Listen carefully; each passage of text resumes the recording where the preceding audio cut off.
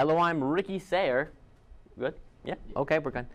Hello, I'm Ricky Sayer, and this is the Ricky Report. First off, I recently found evidence that Comcast is planning on building a third tower in Philadelphia. The evidence comes in an engineering document for the building Comcast is currently building, the Comcast Innovation and Technology Center. The document says that DAS design will consider the three-building campus, present and future, and should not be designed as a standalone system.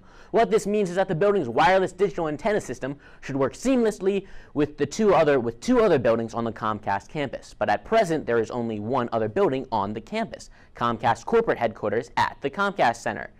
The evidence helps to confirm the rumor that Comcast and Liberty Property Trust are planning on building a new structure for the fast-growing company. Read more about my exclusive story on RickyReports.tv. Before I go into my main story, I wanted to say two things. First, that I'll be showing some sports highlights on Friday's Ricky Report, and also wanted to say that I'll be organizing a group of Harriton students to go to watch the American Ninja Warrior taping in Philadelphia on the Friday of Memorial Day weekend. I can promise you that you will be on TV, as I was last year. Contact me for more information. Last month, elementary and middle schoolers in Lower Merion School District took the PSSAs. It's a state-mandated assessment which measures student performance. It's garnered a lot of criticism in recent years from parents and teachers alike, who have said that the test places unnecessary stress on students and contributes to a loss of instruction time. Here in Lower Merion, hundreds of parents put their foot down when it came to these tests, opting their children out of the tests. This movement among parents is not just about getting students to skip the exams, it's to pressure state officials to relax the demanding testing regimen, reduce the stakes for schools and students, and to return control of the classroom to teachers and principals. Parents can opt students out of the exams by using a number of exemptions, the most popular being a religious exemption. Some parents have done this for years. Just 2 years ago, around 1,000 students sat out of the exams in the state of Pennsylvania. Around that time and beforehand, school districts, including Lower Merion, were grappling with the tough decision to cut back on elementary school art and music programs, not to save money, but as some parents believe, to allow extra time for teachers to prepare students for standardized testing. One of the loudest voices in this debate over testing was the late Walsh Valley art teacher Todd Marone. Before Mr. Marone died in December 2013, he started a blog that he hoped would encourage a broader revolt against the growing role of high-stakes testing, which he called the greatest threat to humanities. He posed this question: how many years do you think it will take for a high-stakes test-driven model to completely disenfranchise students, break quality educators, and bankrupt districts? Maybe 3, then what? Voucher systems and private takeovers will seem like a great alternative because privately run districts don't need to play by state rules and regulations. The primary issue among parents was that instructional time that could be used to address children's physical and emotional developmental needs was instead being used for standardized test preparation. Nationally, around 30% of classroom time is spent preparing students for these tests. However, Lower Merion School District spokesman Doug Young did tell me that that percentage is likely lower here in LMSD. Nonetheless, it's statistics like that which caused a group of Lower Merion parents to come together and take a stand against such testing. To enlist more area parents, they screamed the film Standardize: lies, money, and civil rights. How testing is ruining public education. Their goal with this was to, and I quote, "We wanted to make moms angry." And make moms angry they did, as last year the number of parents who wished to opt out their students out of the exam increased exponentially. I'll break down the exact numbers. In 2012 to 2013, 7 students opted out for religious reasons. The following year, 23 students opted out, and finally last year, the number skyrocketed to 272 students. 78 of those were from Walsh Valley, with most of these from elementary schools opting out, coming from Walsh Valley's feeder schools, where families knew each other and had been discussing the issue. While we don't know the numbers yet, it is expected that that opt-out number will be even higher this year. With the large number of parents opting their students out of exams, the Lower Merion School District Board decided to take a stand against high-stakes standardized testing in late March of last year, passing a resolution where they criticized standardized testing for taking away resources and using them for a test that disproportionately impacts the most vulnerable children and uses those tests to determine school and staff performance. They called upon legislators to minimize the amount of mandated testing and the use of standardized testing overall in teacher and school evaluation. Specifically regarding the opt-out movement, last year's acting superintendent, Dr. Marseille, said that it's extremely disheartening. The Department of Education, both at the federal and state level, has really given parents and guardians no other choice but to engage in this type of protest. The school board resolution also reiterated that the district's stance on the Keystone exams as a graduation requirement is something that they oppose. The Keystone exams are a state-mandated exam that tests students' proficiency in specific topics. The class of 2017 was to be the first where in order to graduate you would have to pass the exam. Supporters of the exam say that the exam assesses student performance, prevents social promotion, and holds districts accountable. Lower Merion School District takes specific issue with the Keystone exams as a graduation requirement, as I just said. In a letter sent home to parents last year, the acting superintendent explained, "We have communicated our position on high-stakes standardized testing to the Pennsylvania Department of Education and to our local, state, and national education representatives. You should be aware that while we are required by law to implement certain standardized tests like the Keystones and PSSAs, we do not encourage extensive test preparation in our classrooms.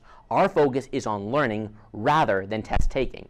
It does appear that legislators in Harrisburg heard that message, as earlier this year they passed a bill that delayed the graduation requirement of Keystone exams for 2 years. A sponsor of the bill said that this was done so they could work through the honest concerns raised by parents, students, and educators.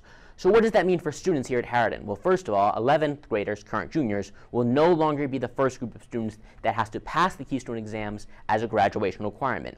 This also applies to current sophomores. The jury is still out for freshmen, though, who, unless another change is made, will have the Keystones as a graduation requirement. State Senator Andy Dinniman of Chester, the ranking Democrat on the Senate Education Committee and co-sponsor of the bill, said the Keystone graduation requirement was an unfunded mandate on schools that hurts the poor and failing schools most. Some may wonder why Lower Merion, whose students score on average exceptionally well on these tests, would have some of the most vocal parents in the movement instead of parents in those in the Philadelphia School District, for example, where 96% of students in some schools failed the Keystone biology exam just 2 years ago. The stakes are simply not as high for students in districts such as ours. They are, however, very high for poor urban districts like Philadelphia.